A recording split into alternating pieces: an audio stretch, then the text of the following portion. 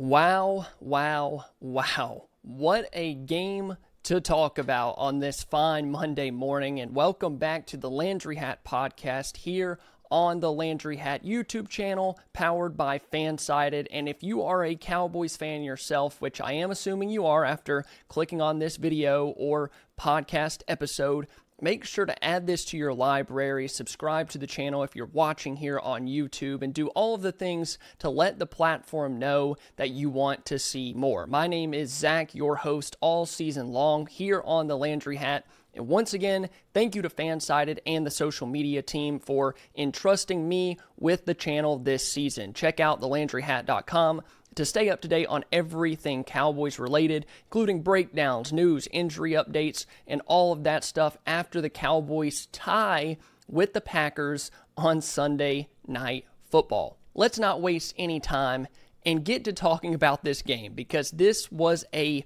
wild one. The Cowboys and Packers finished 40-40 in overtime, tied, the second highest scoring tie in NFL history. One of the most dramatic yet unfulfilling games that you'll ever see, especially if you're a Cowboys fan, because you feel like the game was in your hands. The offense, Dak Prescott, George Pickens, Javonte Williams, Brian Schottenheimer, all of those guys collectively called and played a magnificent game just for the defense to not be able to get a single stop after halftime. And coming into this game, there were so many storylines, but none bigger than the Micah Parsons one. A lot of Cowboys fans are completely tired of hearing about this. I thought I was going to have to mute my TV last night while watching the broadcast because I knew it was going to be talked about relentlessly, right? And we're not going to spend too much time talking about it because it's been beaten to death at this point, but it's easily one of the biggest NFL stories of the last decade. Trading an all-pro, Pro Bowler, probably on his way to the Hall of Fame most likely, but trading him away before the season to play him again in Week 4, and he's coming to your house at AT&T Stadium. So that was the biggest thing. How was Micah going to look against this Cowboys offensive line that has been dealing with some injuries? That was another big thing coming into this game I talked to Foots about on our last podcast. We talked about the Cowboys missing Ceedee Lamb, plus missing their right guard and their center, and then eventually in this game, missing their left tackle, their first-round pick in Tyler Guyton.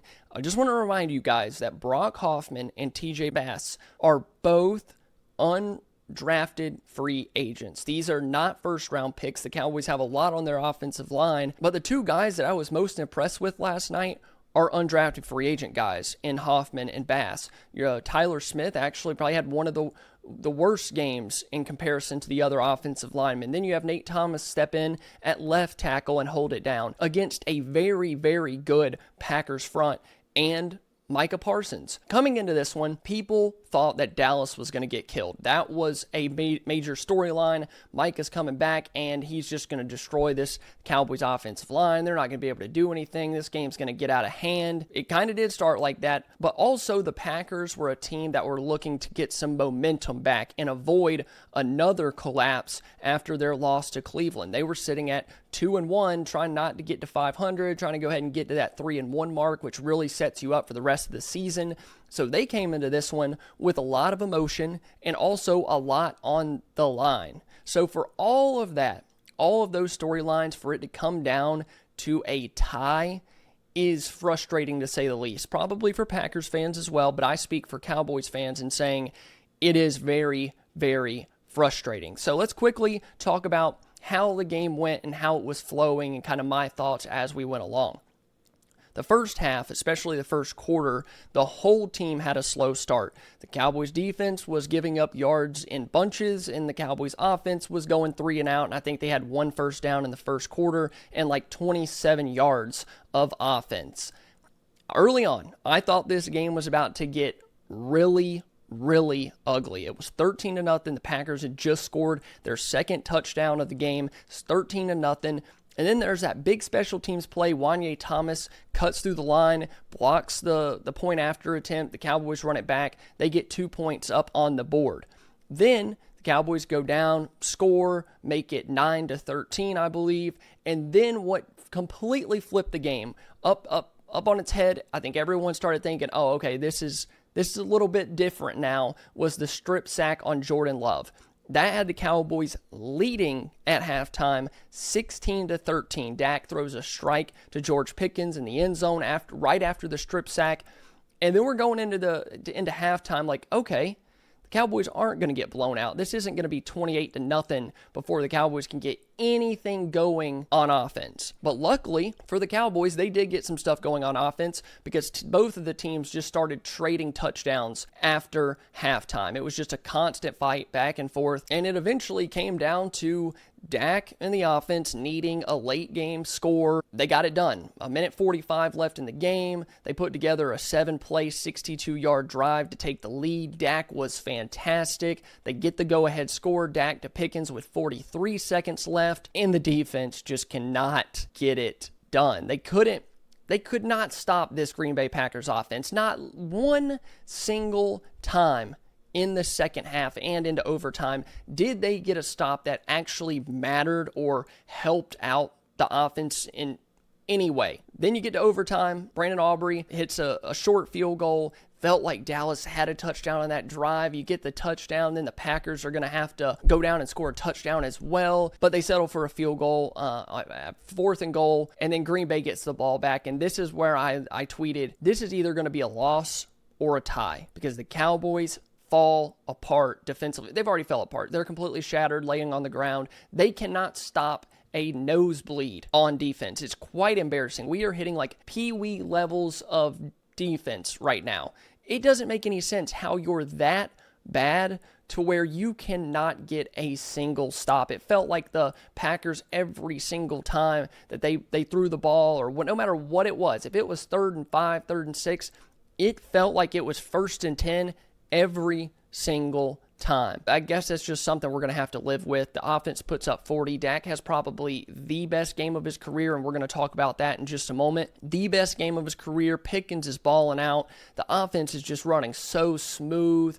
It's a beautifully oiled machine, but the defense just continuously sabotages it. And this is the first Cowboys tie since 1969. And I put that all in the defense.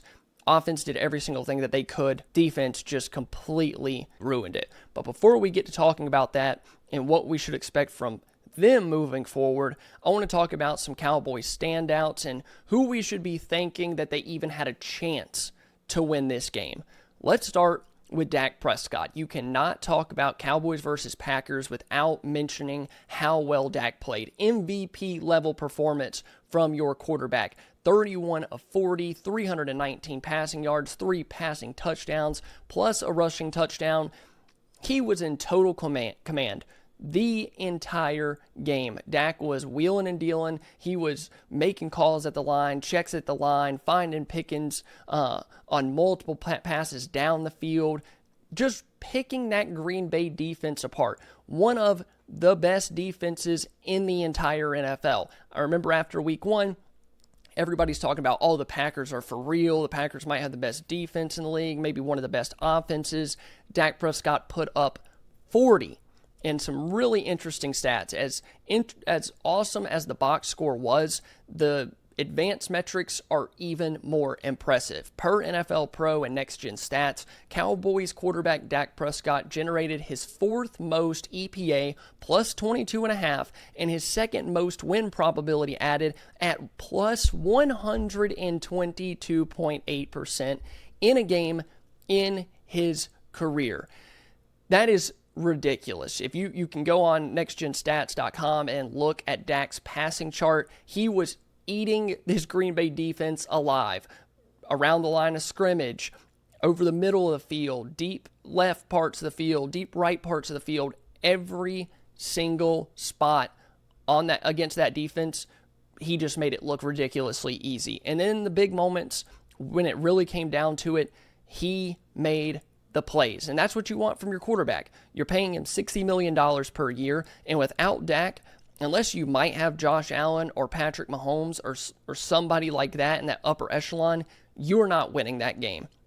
And it makes me really, really sad to know that the defense is so bad that even with Dak in the prime of his career, if he can stay healthy at 31, 32 years old. Like, this is going to be the best versions of him, and your defense is so unbelievably bad that it might not even matter. You can put up 40, but you're going to have to hope that they run out of time, or you can score a last-minute touchdown with 10 seconds left, or as time expires, like last year in Pittsburgh, to even sniff the chance of winning. So shout out to Dak. Thought he was magnificent. He was making throws under pressure. Although the Cowboys offensive line, I thought, played well against a really good Packers front.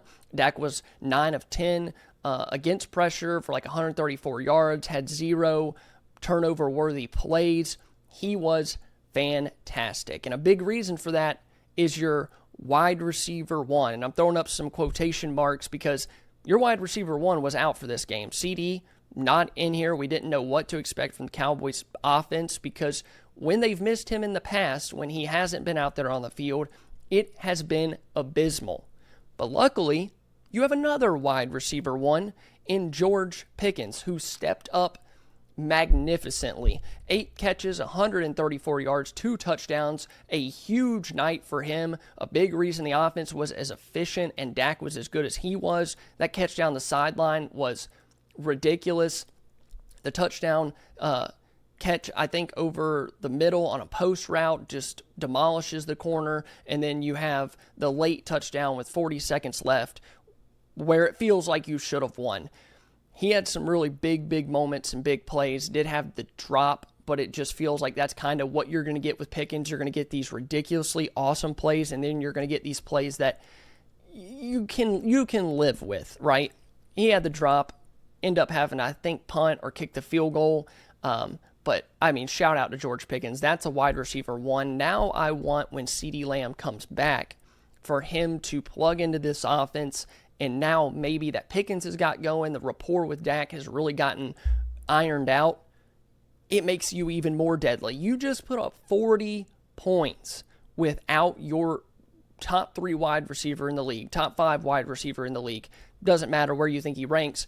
He's one of the best wide receivers in the league, and you just put up 40 and made it look easy against a top 3 Green Bay Packers defense. So shout out to Dak, shout out to Pickens. I can't wait until Lamb gets back, and those two can really just set the league on fire. Another big reason for the efficiency last night was the run game.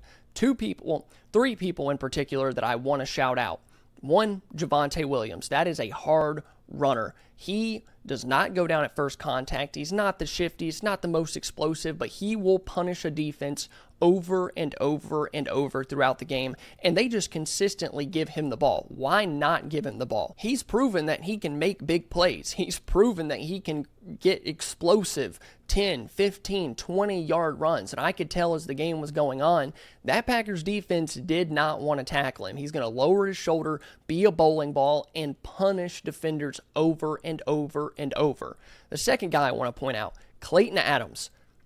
Whatever they put in the water there in Arizona for what he's doing schematics-wise with the run game is phenomenal. Pin, pull, Terrence Steele pulling around and sealing off the edge. You know, Williams, one cut, get upfield, some all that pin, pull stuff. It was just magnificent. I haven't went back and watched the All-22 yet. Still, I'm thinking we're still waiting on it from NFL Pro, but I wanted to get out here and just give you my initial reactions.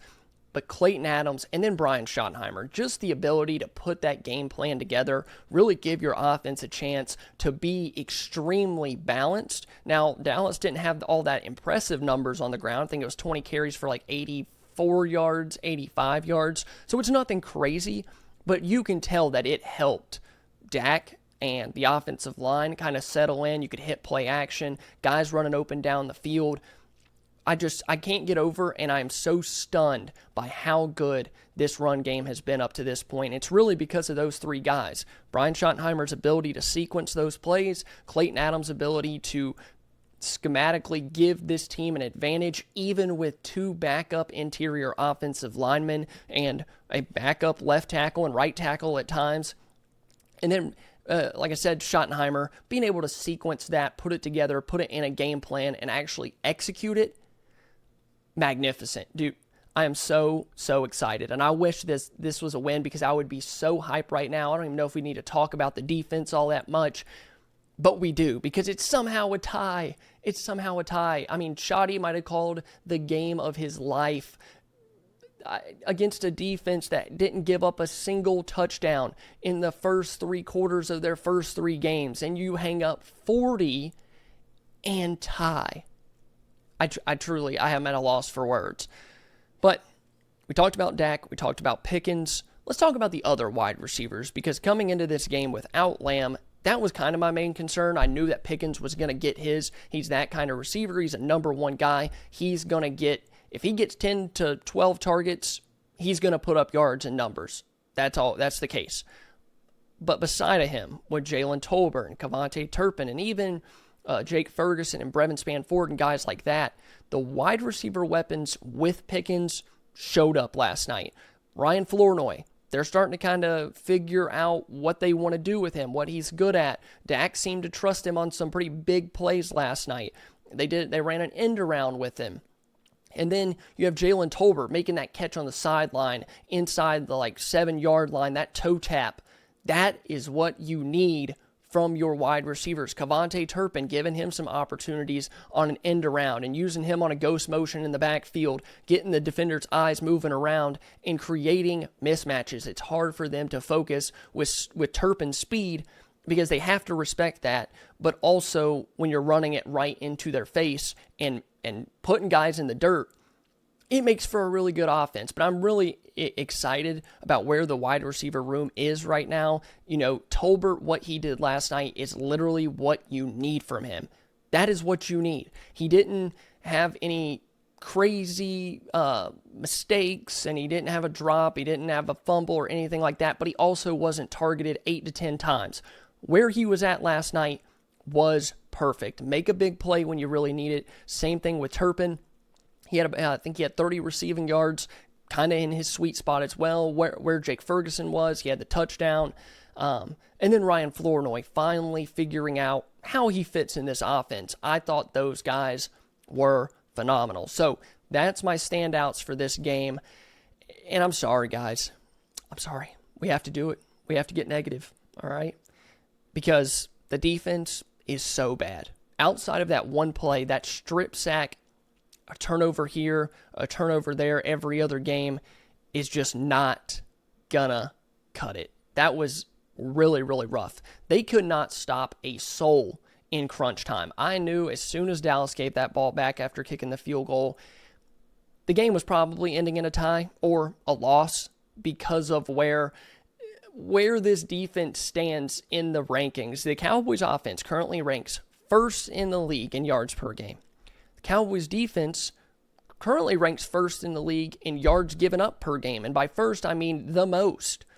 32nd if you're going to, say how good they are at stopping teams from getting yards. It's abysmal, guys. It's abysmal. It was a high-scoring game. Dallas played phenomenally offensively against a good defense. The Packers defense will be just fine. But that back seven is a liability for Dallas. They're so bad on the back end. I think you got some pressure last night. The Packers were pretty banged up on the offensive line. There were times where you made Jordan Love get outside the pocket or kind of rush a throw here and there. But when your defensive backfield and your linebackers are that bad and leaving guys open, falling out of their zone, following this guy across, not remaining sound and athletically not good enough, it's a problem, right? And I want to talk about Eberflus really quick. I'm going to get off on a side tangent real quick, but I promise we're going to get back on track. Last night, 4th down, game on the line, overtime, 4th and 6. Eberflus rushes 3 and drops 8 back in coverage on 4th and 6, and it was still a pitch and catch. Like I said, I haven't watched the All-22 yet. They might have had 3 receivers, maybe 4, that are running routes on that play. You have 8 guys defending, and it's still a pitch and catch to Matthew Golden down the middle of the field. Does that make any sense? How is that even possible? Another thing, Eberflus, if Love is getting rushed with 3, and he has all the time in the world to sit back there and figure out what you're running. They're going to complete that pass. What do you do when it's 3rd and long, which is it's more like 4th and medium, right? You send pressure. You make him get the ball out. You make him make an error. You give your guys on the back end a chance instead of them having to sit back there and play so perfectly sound, or for Jordan Love to just figure out where the soft spot is in zone coverage. That was just ridiculous to me. Doesn't make any sense. But the Cowboys secondary, they didn't get exposed last night. They've already been exposed. You give up 450 yards to Russell Wilson. You let Caleb Williams have a career game. That is a problem. I don't think the pass rush was all that bad, in my opinion. I don't think that they're, as good as they were with Micah rushing the passer or anything like that, but I don't really think that was as much your problem. Thought Kenny Clark got some good pressure. Osa got some good pressure. Donovan Ezeraku flashed here and there. Sam Williams nearly had a sack, but grabbed the face mask. It's just for this defense, it feels like a 1 step forward thing, 4 steps back thing. They make a good play, but then you have Maris Leofau make a boneheaded, stupid decision of taking 8 steps and then hitting the guy that just dropped the ball instead of just pulling up and letting it go. Like, the defense can't stop anyone anyway. Why are you giving them 15 yards? So instead of it being 3rd and 6, you just gave them the ball 15 yards from there, and it's 1st and 10. You can't get a stop anyway. They don't need help. They probably would have picked up the 3rd down anyway, but you can't help them. It's just 1 step forward, 8 steps back with this team. Sam Williams, gets the sack. Oh, well, there's 2 flags on the play. One's a face mask, the other one's holding on the defense. Or the Maris play, or that 4th and 6 play. You get them to 4th and 6, your game's on the line, 1 play to go. You just got to make 1 play. And a guy Matthew Golden's sitting in the middle of the field, wide open. I don't know what else to say. I really don't. I think at this point, the defense is a lost cause. You have no hope with this defense. I truly, truly believe that, because there's so many holes, so many things that you can point at and say, that's not good. Jack Sanborn, not athletic enough. Kenneth Murray doesn't really trust what he's seeing. Not all that great instinctually. Very athletic, not very instinctual. Deron Bland still isn't healthy. You could tell that he's just not back to himself. Trayvon Diggs seems like he doesn't care half the time. And then you're having blown coverages on the back end. Kyer Elam lets Romeo Doubs, walk right into the end zone on a corner post or a post route, 15 yards off the line of scrimmage when they snap the ball, and he's standing in the end zone. Romeo Doubs catches it right in front of him. There's just so many things wrong with this defense. I think the D-line isn't that bad with Osa and Kenny Clark, and I like some things that they're doing there, kind of figuring it out. Donovan Ezeraku was pretty impressive against the run last night. They're still not perfect there, but that's the thing with this Cowboys team. They don't need to be perfect. The defense needs to be average, okay, barely good. They are so bad. This is pee-wee level bad, where they just... teams genuinely could just say, we're going to run 4 verts every single time and beg you to stop us. The Cowboys couldn't do it. They couldn't do it. So that's my initial thoughts on the game. I wanted to discuss some implications and what comes next for the Cowboys in the NFC. Obviously, a tie sucks. Just as a fan, as a football fan, you should not ever think there's not a winner. Like, I don't get how you can tie in professional football when in college they'll go into 28 overtimes if they have to. But professional football, we're just going to tie and walk off the field. Doesn't make much sense to me. So 1-2-1 instead of 1-3 is better. Think of it like a half a game, right? So instead of being 1-3, you're 1-2.5, or now you're 1-2.5. Yeah, I mean the math, right? It's pretty much a half a game. You're kind of splitting it down the middle with a win and a loss. It could end up coming into play as we get into playoff scenarios and where other teams rank and all that stuff. What I do like, though, is you're not 1-3. That was my main concern. You go to 1-3, you're going to have a really hard time clawing yourself out of that hole. Like, you're going to have to win 2 games just to get back to 500. Now, you're at 1-2-1. You win your next game against the Jets. You're 2-2-1, and now you're looking at the other side of 500. So as much as I hate a tie, I did not want the game to end like that. I am happy that the Cowboys didn't lose, obviously, as far as playoff implications and where this season could be headed if they were 1-3. It at least gives me hope that you competed with a Super Bowl team. These are guys that people said were contenders, one of the best defenses in the league. The offense has been humming. They just played the Browns. The Browns' defense is so good, and they lost that game. Yada, yada, yada. They thought the Cowboys were going to get smoked, and you hung with them, and it ended 40-40 in a tie. And you know what's crazy is I think Dallas played incredibly sloppy, especially early on. Getting down 13-0 or 13-2 was because of sloppy football. Way too many flags, way too many mess-ups on the defensive side of the ball. There was at one point 2 Packers wide receivers early on where Deron Bland's guarding both of them, and they're in the same exact spot. That doesn't make any sense. But as sloppy as they played, getting punched in the mouth really, really early, this game looked like it was headed for the dooms of all dooms. It looked over before it even began. But then they get punched in the mouth, and then come back and play a really nice game. Not defensively. Offensively, without your wide receiver 1, missing your first-round right guard, missing your starting center. Tyler Guyton's going in and out of the game. He gets a concussion a little bit later on that Jalen Tolbert play. You have Nate Thomas in there, and then Terrence Steele gets taken out. I don't know if that was injury-related. He gets taken out. Nate Thomas is in there. Yet, Dak was solid, standing there, make throws.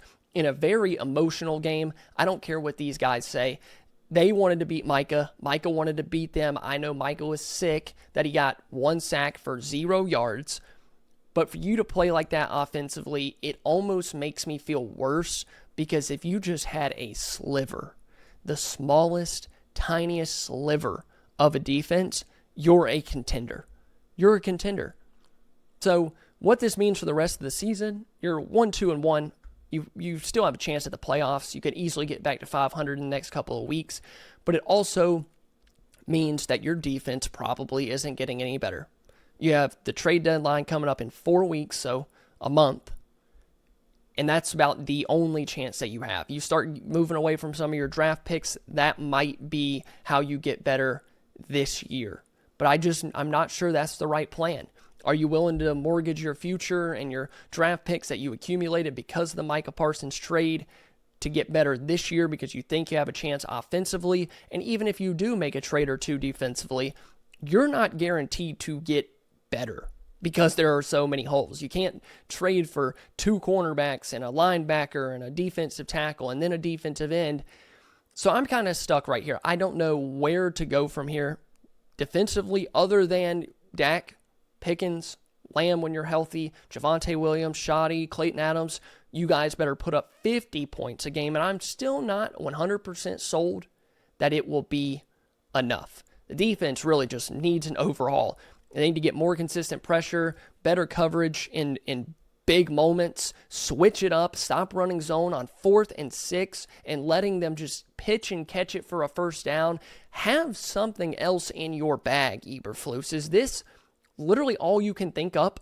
Is rushing 3 and dropping 8 into coverage your number 1 go-to game on the line call? Like, get rid of Eberflus. Like, I don't care, dude. I don't care about the defense. I'm enjoying watching MVP Dak Prescott play football. George Pickens is killing it. Pay that man immediately. But it stinks. Dallas should have won that game. It's okay to be angry about this game, even if it's a tie, because I believe in my heart of hearts that they should have won. They were the better team last night. Well, I forget to factor in the defense. I forget that they're just bad, right? I think they should have won. Your defense should be able to get a stop with 45 seconds left in the game. But if you're angry, if you're a part of Cowboys Nation, you're angry about this game, that's fair. At least your team showed grit. At least you get punched in the mouth, you get right back up, and you play a really nice game, tie with a team that you think can be a Super Bowl contender. and put up 40 on that defense, I guarantee you the Packers defense doesn't get 40 on their heads again this year, and you did it without your wide receiver one. So some things to really like, some things to really not like. I'm just kind of conflicted. I thought I would wake up this morning after the game and say, okay, well, here's I look at it this positive way, but every time I think back to defensively, I'm just kind of stuck. I'm stuck and upset, and maybe getting some guys back healthy with Overshown and maybe Savon Ravel can get back, you might have a better chance. But you guys let me know down below in the comments, what did you think about this game? Should the Cowboys have won? Let me know down below. This is the Landry Hat Podcast. Make sure you add it to your library. Subscribe to the channel here on YouTube. I hope you guys really, really enjoyed it.